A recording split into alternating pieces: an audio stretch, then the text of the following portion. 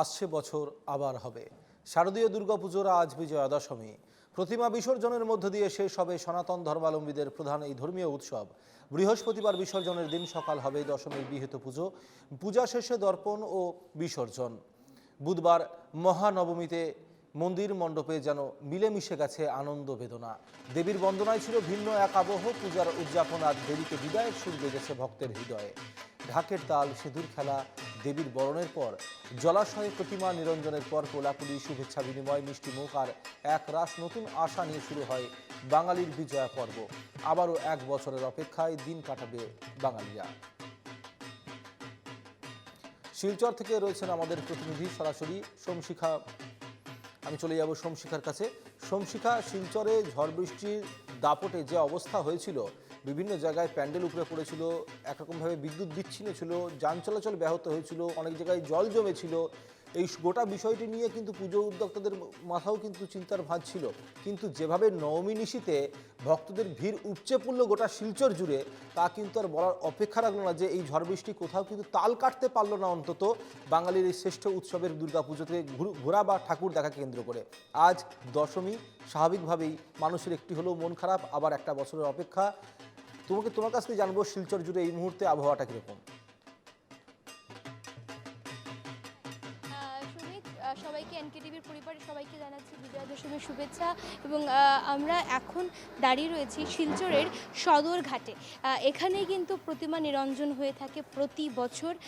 এখন পর্যন্ত আমরা যা জানতে পেরেছি সূত্রের খবর থেকে, যে প্রথম বিসর্জন হয়েছে আজকে। প্রতিমা বিসর্জন হয়েছে ঠিক সকাল 7:30টার সময়। এখানে কিন্তু মিউনিসিপ্যালিটির তৎপরতা রয়েছে। যেমনটা তুমি আমাকে বলেছিলে, মহা অষ্টমীর দিন আমরা কিন্তু জানি যে এখানে প্রচুর বিপর্যস্ত হয়েছে, অনেক ক্ষয়ক্ষতি হয়েছে। ন্যাশনাল হাই রোড, তারপর আশ্রম রোড, সুভাষনগর, উধারবন্দ, তারাপুরে তো একটা বড় বিপর্যয় হয়েছে। কি সেই উপরের ইলেকট্রিক্যাল ডেকোরেটিভ পোলস পড়ে একটা পুরো অটোর উপরে তার খুব বেশি ক্ষয়ক্ষতি হয়েছে। এবং আমরা অনেকটাই তার মধ্যে থেকে আমরা বেরিয়ে এসেছি। নবমীর দিন ভক্তের ঢল প্রচুর ছিল, ট্রাফিক জ্যাম হয়েছে, কিন্তু মানুষের মধ্যে উৎসাহ উদ্দীপনা ছিল। বৃষ্টি হয়েছে, তো সেই বৃষ্টির মধ্যেও কিন্তু মানুষের ঢল কমেনি। সত্যি একটা দেখার মতো বিষয় ছিল। এবারে আমরা কিন্তু এখন রয়েছে আজকে যেহেতু বিজয়া দশমী, এখানে দেখতে পাচ্ছি, আমার ক্যামেরা জার্নালিস্ট বিদ্যুৎকে বলবো, এখানে কিন্তু আমরা দেখতে পাচ্ছি যে যেহেতু আজকে সদরঘাটের এই জায়গাটা একটু ডাউন আছে এবং জলটা অনেকটা বেশি, কারণ কাল বৃষ্টি হয়েছে, যার কারণে কিন্তু অনেক বেশি মিউনিসিপ্যালিটি থেকে অনেক বেশি তারা এবং ওয়াটার রিসোর্স ডিপার্টমেন্ট থেকে তারা কিন্তু অনেক বেশি প্রিকশনস নিচ্ছে যেন কোনো ধরনের কোনো বিপদ না হয়। সকাল থেকে প্রচুর মানুষ এখানে মিউনিসিপ্যালিটি থেকে এসে গেছে। তারা কিন্তু কতটুকু আমাদেরকে যারা বিসর্জন করতে পারে তাদের জন্য যেন কোনো ধরনের কোনো প্রবলেমস যেন না হয় বিসর্জন নিরঞ্জনের সময়। কারণ কি এই সময়টা, রাত্রেবেলার সময়টা থেকে কিন্তু বিগ বাজেটের পুজো সবাই চলে আসে এখানে। প্রচুর হই হুল্লোড় হচ্ছে এবং ইতিমধ্যে আমরা বিসর্জনের পুজো কিন্তু শুরু হয়ে গেছে। প্যান্ডেলে বিসর্জনের অঞ্জলি নেওয়া শুরু হয়ে গেছে, বিজয়া দশমীর অঞ্জলি নেওয়া শুরু হয়েছে, সিঁদুর খেলা শুরু হয়েছে। মানুষের মধ্যে একটা উৎসাহ উদ্দীপনা। আজকে দশমীর সেই আজকে এখানে ঘাটের মধ্যে আমাদের ওয়াটার রিসোর্সেস ডিপার্টমেন্ট থেকে রয়েছে, মিউনিসিপ্যালিটি ডিপার্টমেন্ট থেকে রয়েছে। তো আমি একটু জেনে নেব যে এবছর আপনাদের কি পরিকল্পনা রয়েছে এবং এবছর কি আপনাদের প্রিকশনসগুলো আপনারা নিচ্ছেন। আমাদের প্রত্যেক বছরের মতো এবছরও আমাদের প্রিপারেশন হয়ে গেছে অলরেডি। আর জল এদিকে বাড়ছে, তো জল বাড়ার জন্য একটু হতে পারে আর হ্যাঁ। তো আমাদের অলরেডি আমাদের লেবার আছে, আমরা তো আছি, সঙ্গে ওয়াটার রিসোর্স ডিপার্টমেন্টের লোকও রয়েছে। তো ওরা এনডিআরএফ এসডিআরএফ আর ডিডিএমের থেকেও লোক থাকবে এগুলো করার জন্য আর এইভাবেই আমাদের প্রস্তুতি চলছে এবং দেখা যাক কী করা যায়। তো এবছর যেহেতু জলটা বাড়ছে, তার জন্য কি প্রিকশনসগুলো নেওয়া হচ্ছে একটু যদি আমাদেরকে বিস্তারিতভাবে। এই যে দেখছেন না আপনারা, যে এই বস্তাগুলোর মধ্যে করা হচ্ছে, এটাকে স্যান্ড গ্রেভেল ঢুকিয়ে, হ্যাঁ, এরপর এখানে এটাতে রাবিশ আছে, রাবিশ দিয়ে এটা ফিল আপ করেছি, এরপরে স্যান্ড গ্রেভেল আসবে, এরপর এটা আমরা ঠিক করে দেবো, করে দিয়ে দেবো, মানে করার জন্য প্রত্যেক বছর যেভাবে হয় এইভাবে আমরা করবো। তো বোটের উপর থেকে কি ফেলার এবার নিয়মটা রয়েছে? হ্যাঁ, রয়েছে নিয়মটাই। নতুন কোনো আমরা হয়নি, যেহেতু আমাদের সময় অনেক কম ছিল, সামনের বছর দেখা যাক কী করে। ম্যাডাম বলেছেন সামনের বছর একটা ব্যবস্থা করে নেবে। আমাদের একটা নেওয়া হবে আর তো এই বছর সময় কমের জন্য কমিশনার ম্যাডামও আসছেন, মাত্র 2 মাস হয়েছে, তো তার জন্য আর তেমন কিছু হয়নি, যে যেরকম আগে ছিল এরকমভাবেই হচ্ছে। নেক্সট ইয়ার আমরা দেখব নতুন কিছু করা যায় কিনা এটার ব্যাপারে। তো যারা আজকে বিসর্জন করবে তাদের জন্য কিছু কি আমাদের এই এনকেটিভি বাংলার মাধ্যমে কিছু বার্তা দিতে চাইবে? ওই তো যাদের সঙ্গে আমাদের ম্যাডাম অলরেডি বলে দিয়েছেন যে কিছু লুক নিয়ে আসার জন্য আর কমসে কম হ্যাঁ 10 জন লোক সঙ্গে করে নিয়ে আসার জন্য, যেহেতু ওদের লোক আমাদের লোক তো থাকেই, ওরা ওদের 10 জন করে লোক নিয়ে আসে, তাহলে বিসর্জনটা একটু তাড়াতাড়ি হবে। না হলে তো পুরো রাত চলে যায়, আজকের পুরো রাত চলে যাবে, কালও পুরো রাত চলে যাবে।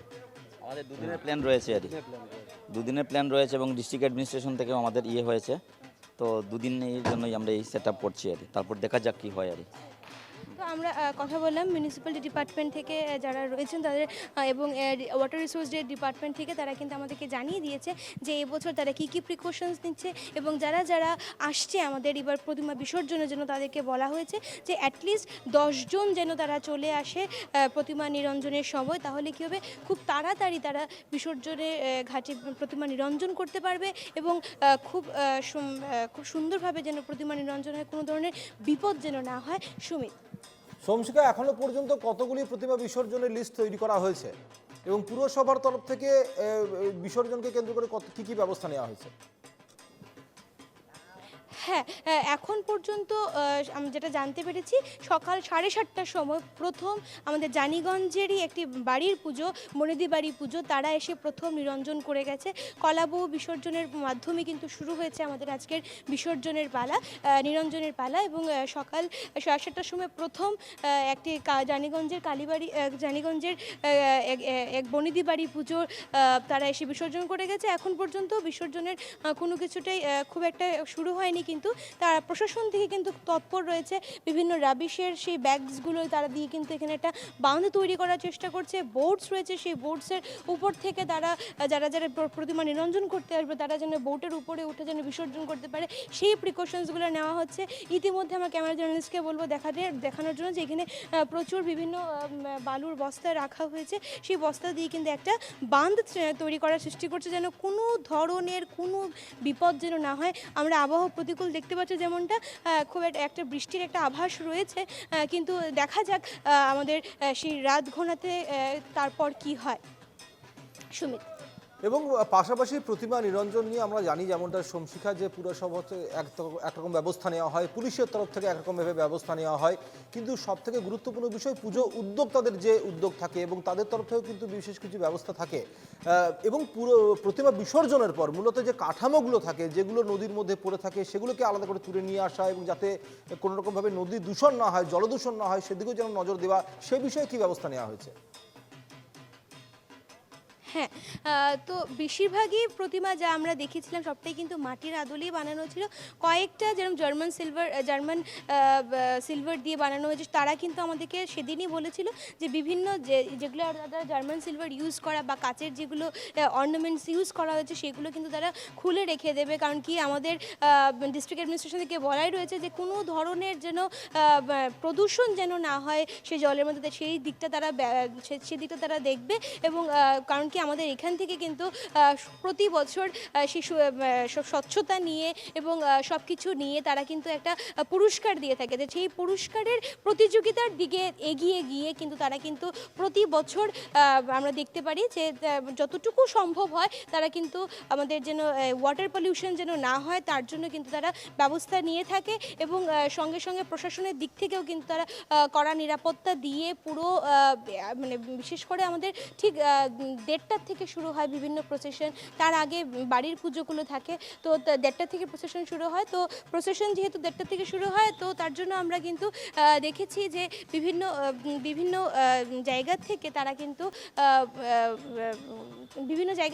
কিন্তু ব্যবস্থা নিয়ে থাকে যেন কোনো ধরনের কোনো একদমই বিভিন্ন ব্যবস্থা থাকে।